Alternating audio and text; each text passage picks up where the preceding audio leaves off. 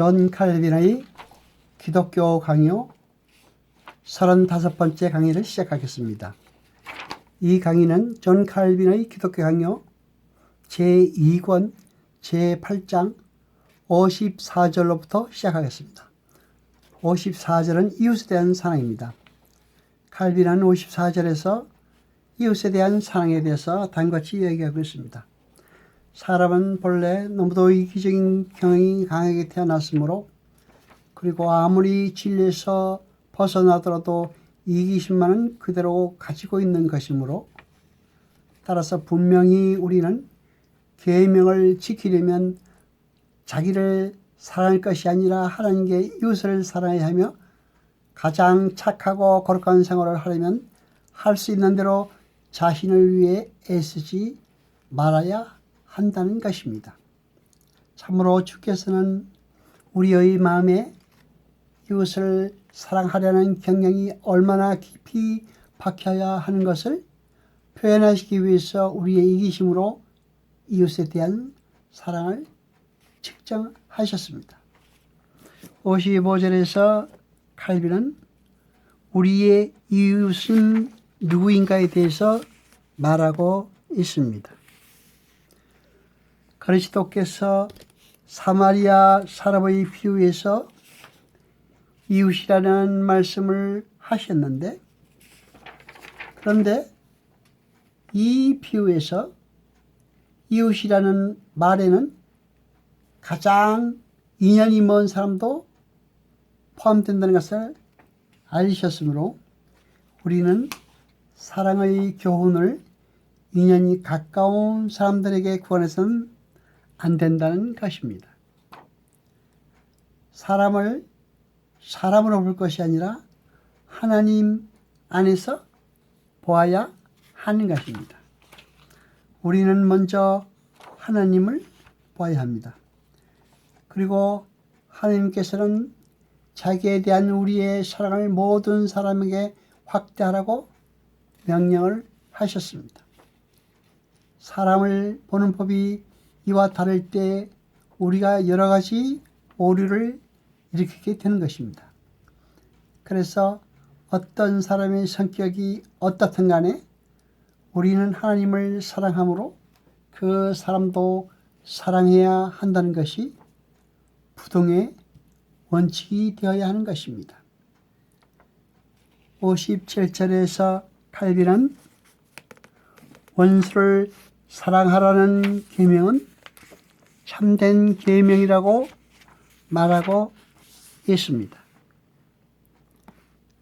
은총의 율법 하에서는 그리스도인이 된다는 것은 율법의 규례를 벗고 함부로 헤맨다는 뜻이 아니라, 그리스도께 접붙임이 되어 그의 은총으로 율법의 저주에서 풀리며 그의 영으로 우리의 마음에 율법이 새겨진다는 것입니다. 에레미야 31장 33절을 봅니다. 바울은 이 은총을 법이라고 부릅니다. 바울은 58절에서 대제와 소제의 구별은 타당치 않다고 말하고 있습니다. 우리는 마음을 다하고 성품을 다하고 목숨을 다하여 하나님을 사랑하는 일에 집중하지 않는다면 우리는 이미 율법에 복종하지 않는 것입니다. 우리의 양심 속에 하나님 나라에 반대되는 원수들이 일어나서 하나님의 명령을 방해한다는 것은 하나님의 보좌가 우리의 양심 속에 확고하게 자리를 잡지 못했다는 것을 증명하는 것이란 말입니다. 칼빈은 59절에서 죄는 모두 대죄라고 이야기하고 있습니다. 하나님의 명령하신 율법에 대해서는 사소한 범행일지라도 그것은 모두 하나님의 권위를 무시하는 것입니다. 그들은 무슨 일에서든지 하나님의 숭엄성을 침해하는 것을 사소한 일로 생각할 수 있겠습니까? 율법에서 하나님이 자기의 뜻을 계시하셨다면 율법에 위반되는 일은 무엇이든지 하나님이 기뻐하지 않으시는 것입니다. 하나님의 선언은 이것입니다. 범죄하는 그 영혼이 죽으리라. 에스겔 18장 4절입니다. 하나님의 자녀들은 죄는 모두 죽을 죄라고 생각해야 되는 것입니다. 죄는 하나님의 뜻에 대한 반역이며 필연적으로 하나님의 진노를 격발하기 때문입니다. 죄는 율법 위반이며 여기에 대해서는 예외가 없이 하나님의 심판이 있습니다. 성도의 죄는 용서받을 수 있으나 그것은 그들의 성도로서의 본성 때문이 아니라 하나님의 자비로 용서를 받는 것입니다. 제9장에서는 칼빈은 그리스도는 율법하에 유대인들에게도 알려지셨으나 오직 복음 안에서 상세하고 분명하게 계시되었다고 말하고 있습니다. 9장 1절에서 칼빈은 신약 사회의 유리한 점에 대해서 이야기하고 있습니다. 옛날에 하나님께서 속죄의식과 여러 가지 제사를 통해서 자기가 아버지이심을 증거하며 자기의 선민을 따로 세우기로 정하신 것은 허사가 아니었습니다. 따라서 지금 우리에게 하나님의 형성의 완전한 광채가 나타나지만 확실히 그때에도 사람들은 죽은 후에는 예언자의 직책이 중단되겠으므로 유대인들은 모세의 율법에 의하여 열심히 율법을 계속 지키려고 명령한 후에 곧 의로운 해가 떠오르리라라고 선언했습니다. 말라기 4장 2절입니다. 이런 말로 가르치려고 한 뜻은 율법은 경건자들은 그리스도가 오시리라는 것을 기대하는 가운데서 살게 하는 데 도움이 되지만 그리스도 강림 시에 그들을 훨씬 더 많은 광명을 볼 수 있으리라는 것입니다.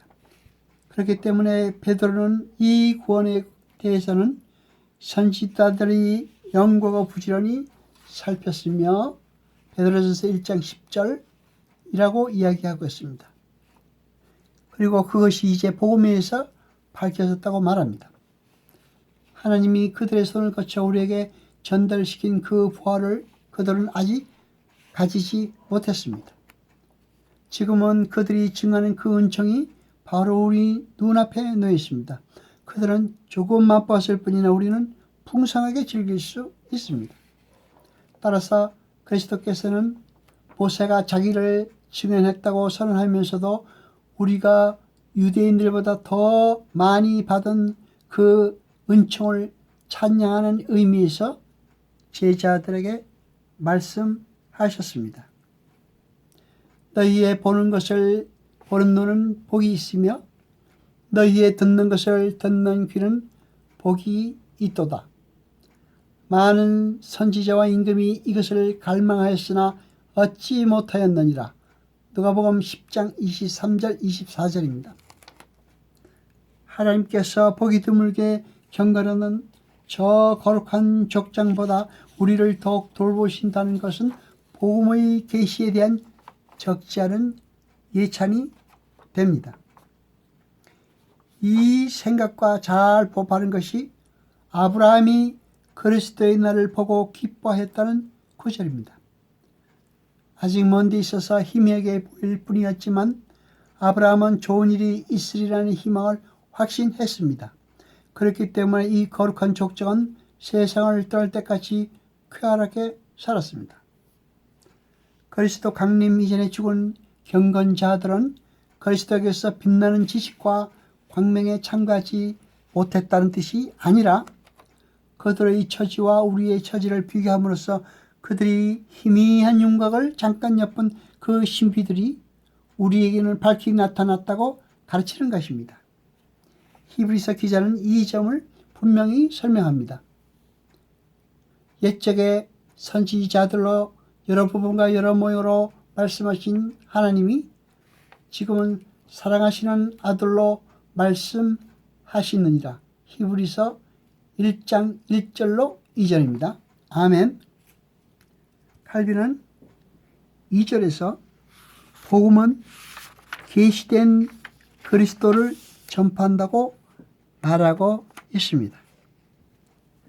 그런데 그리스도의 신비를 분명히 나타내는 것이 복음이라고 칼빈은 생각한다고 말했습니다. 따라서 복음이라는 말을 넓은 의미로 해석할 때는 하나님이 옛날 족장들에게 베푸신 자비와 아버지 같은 호의에 대한 증언도 복음에 포함되는 것입니다.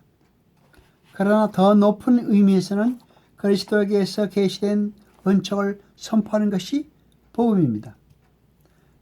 그리스도가 오셔서 복음으로 생명과 불사를 나타내셨느니라. 디모데후서 1장 10절입니다. 바울의 이 말은 하나님의 아들이 육신을 취하시기까지 족장들의 죽음의 그림자 속에 쌓여 있다는 뜻이 아니라 복음에는 명예로운 특권이 있다고 주장하는 것입니다. 하나님의 모든 약속은 그리스도 안에서 예와 아멘을 발견한다 라고 말하는 바울의 말이 사실이라는 것을 신자들은 체험합니다. 그리스도께서 우리의 구원 전체를 그 육신으로 완전히 성취하셨으므로 실제의 이 산 계시가 새롭고 특이한 찬양을 받는 것은 당연하다고 칼빈은 이야기하고 있습니다. 3절에서 칼빈은 약속은 우리에게 파기된 것이 아니다라고 이야기하고 있습니다. 그리스도께서는 우리의 구원 전체에서 조금이라도 완성하시지 않은 것은 없습니다. 그러나 이 혜택을 받아 즐기는 것은 항상 희망의 보호 아래 숨겨져 있습니다. 우리가 썩을 육체를 버리고 우리 앞에 가신 분의 영광의 모습으로 변모할 때까지 이를 것입니다. 그때가 오기까지는 약속을 믿으라고 성령이 우리에게 명령하십니다. 4절에서 칼빈은 율법과 복음과의 반대점을 과장하지 말라고 이야기하고 있습니다. 복음은 다른 구원 방법을 제시할 이만큼 율법 전체를 폐지한 것이 아니라는 것입니다. 도리어 율법이 약속한 것을 모두 확인하며 실현했으며 그림자에게 실체를 주었다고 이야기하고 있습니다. 5절에서 칼빈은 세례 요한에 대해서 얘기하고 있습니다. 요한은 율법과 복음 사이에 서서 양쪽의 관계에 대한 직책을 가졌습니다. 그는 그리스도를 하나님의 어린 양이며 죄를 씻기 위한 제물이라고 불러서 복음의 본질을 표현했습니다. 그러나 그는 부활해서 드디어 빛난 저 별 데 없는 권능과의 영광은 밝히지 못했습니다. 따라서 그리스도께서는 그를 사도들과 동등하지 않다고 하셨습니다. 요한은 여자가 낳은 자 중에서 특출하지만 천국에서는 극히 작은 자라도 그보다 크다라고 말씀하셨습니다. 마태복음 11장 11절입니다. 여호와 아버지 하나님 거룩하시며 세세토록 영광과 찬송 받으소서. 말씀을 들을 때 깨닫게 하시며 우리로 진리를 알게 하소서. 이 모든 것 감사드리며 우리 주 예수 그리스도 이름으로 기도드리옵나이다. 아멘.